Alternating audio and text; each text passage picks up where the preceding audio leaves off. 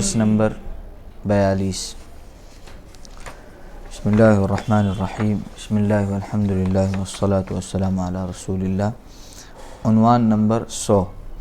جبری خریداری کے شرعی اور وضعی احکام کے درمیان فرق۔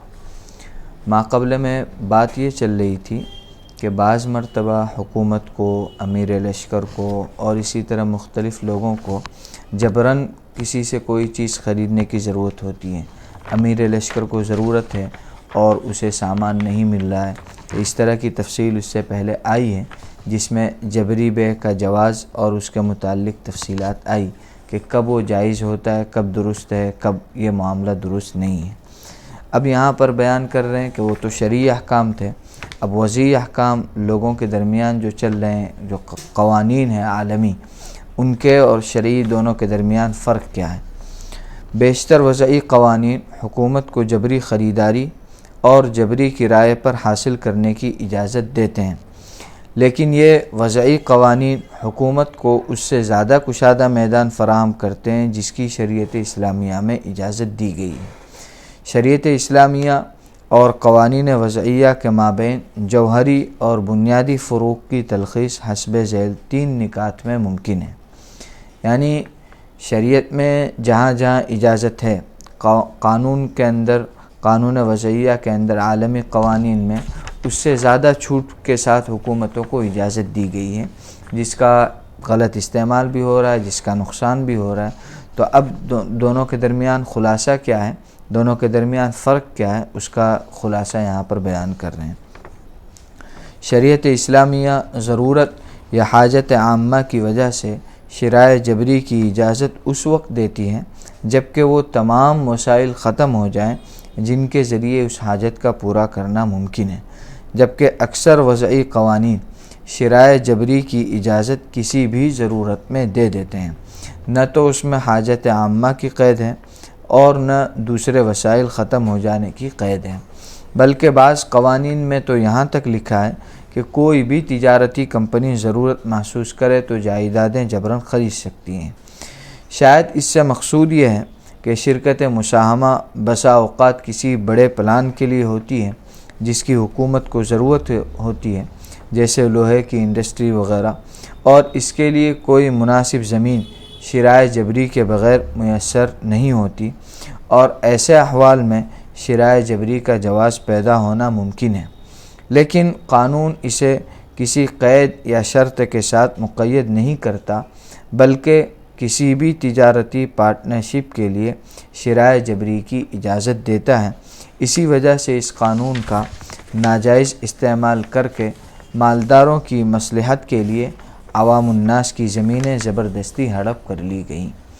خلاصہ یہ ہوا کہ شریعت کے یہاں کسی کی چیز کو زبردستی خریدنے کی اجازت صرف اس وقت ہے جبکہ ضرورت عامہ ہو اور اس کے بغیر کوئی اور چارہ کار نہ ہو، یعنی جائز طریقے پر، درست طریقے پر لینے کی کوئی شکل نہ ہو، کوئی وسائل نہ ہو، صرف اس وقت میں اس کی اجازت ہے، جبکہ قوانین وضعیہ میں اس طرح کی کوئی قید اور پابندی نہیں ہے، بلکہ بس صرف ضرورت پیدا ہوئی،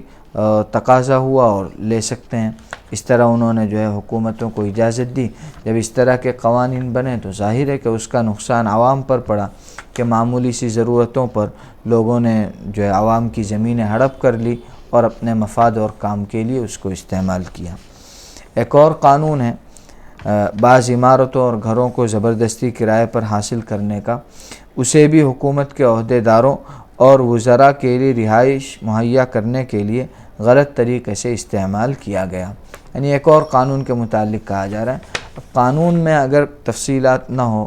قیود نہ ہو، شرائط نہ ہو، تو ظاہر ہے کہ پھر اس کا استعمال عام ہوگا، صحیح بھی ہوگا، غلط بھی ہوگا، پھر غلط کے اندر لوگ جو ہے زیادہ مبتلا ہوتے ہیں۔ دوسرا فرق یہ ہے کہ شریعت اسلامیہ شراء جبری کو حاجت عامہ کے وقت اس شرط کے ساتھ جائز قرار دیتی ہے کہ مالک کو لینے کے دن کی بازاری قیمت پوری ادا کی جائے، جبکہ ہمارے ملک یعنی ہندوستان وغیرہ میں جو قانون وضعی عمل میں ہے وہ اس دن کی بازاری قیمت کا اعتبار کرتا ہے جس دن حکومت کی جانب سے یہ اعلان ہوا کہ فلاں جائیداد خریدنے کا ہمارا ارادہ ہے۔ حالانکہ اس اعلان اور عملی طور پر لینے کے درمیان بہت ساری کارروائیاں ہوتی ہیں جن میں بسا اوقات جائیداد یا عمارت کی قیمت بڑھ جایا کرتی ہے۔ یہ ایک دوسرا فرق بتلایا کہ شریعت کے یہاں اصول یہ ہے کہ اگر ہم کسی کی زمین یا کوئی سامان جبراً بھی خرید رہے ہیں تو خریدنے کے دن اس کی جو عام بازاری قیمت ہے اس کے مناسب قیمت دی جائے، اس سے کم نہ دی جائے۔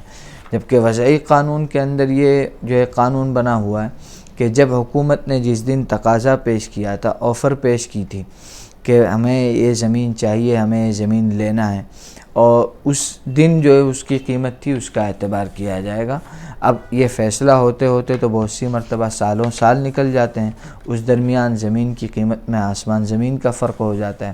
مثال کے طور پہ جب حکومت نے اعلان کیا تھا اس وقت زمین کی ویلیو جو ہے 5 لاکھ روپے تھی۔ اب یہ مقدمہ چلا، بات ہوئی، معاملہ ہوا، اور اس کو 3-4 سال نکلے جب زمین کی ویلیو 15 سال ہے۔ اب قانون وضعی جو ہے وہ تو یہ کہتا ہے کہ بھئی 5 لاکھ کے ویلیو کے حساب سے دے دیا جائے اور اس پر عمل ہوتا ہے، جبکہ شریعت کے یہاں اس کا اصول یہ ہے کہ نہیں، آج یہ معاملہ ہو رہا ہے، بے آج ہو رہی ہے، تو آج کا جو اس کی جو مارکیٹ ویلیو ہے، جو اس کی کرنٹ ویلیو ہے، اس کے مطابق جو ہے قیمت دینی ضروری ہے۔ اسی طرح جب حکومت کوئی گھر کرائے پر لے اور ایک مدت تک وہ حکومت کے تصرف میں رہے، پھر حکومت اسے مالک سے خریدنا چاہے تو بعض قوانین اس بات کی صراحت کرتے ہیں کہ اگر جبری خریداری کے دن بازاری قیمت کرائے پر لینے کے دن کی قیمت سے دوگنی سے زیادہ ہو جائے تو مالک بازاری قیمت کا مستحق نہیں ہوگا، بلکہ اسے عوض کے طور پر جبری طور پر کرائے پر لینے کے دن کی جو گھر کی قیمت ہے اس کا دوگنا دیا جائے گا، جس کے بارے میں یہ امکان ہے کہ وہ خریدنے کے دن کی اس بازاری قیمت سے بہت زیادہ کم ہو۔ یعنی ایک اور قانون جو ہے حکومتوں کا بنایا ہوا ہے کرائے کے سلسلے میں، کہ اگر حکومت نے یا حکومتی کسی ادارے نے کوئی مکان کرائے پر لیا اور کچھ سالوں کے بعد جب انہیں اس مکان کو خریدنے کا ارادہ ہوا تو اب وہ مطلق اس کی جتنی قیمت ہے، جتنی ویلیو ہے وہ نہیں دیں گے، بلکہ یہ دیکھتے ہیں کہ جس دن ہم نے مکان کرائے پر لیا اس دن کے مقابلے میں آج اس کی ویلیو کتنی ہے۔ اگر ڈبل کے اندر ہے تو ٹھیک ہے، وہ پھر آج کے حساب سے دیں گے، لیکن اگر ڈبل سے بھی زیادہ اس کی ویلیو بڑھ گئی ہے تو پھر اس صورت میں وہ لوگ صرف اتنی دیں گے کہ جتنی کرایہ لینے کے دن تھی اس سے ڈبل جو قیمت بنتی ہے وہ۔ مثال کے طور پہ 50 سال پہلے انہوں نے کوئی زمین کرائے پر لی،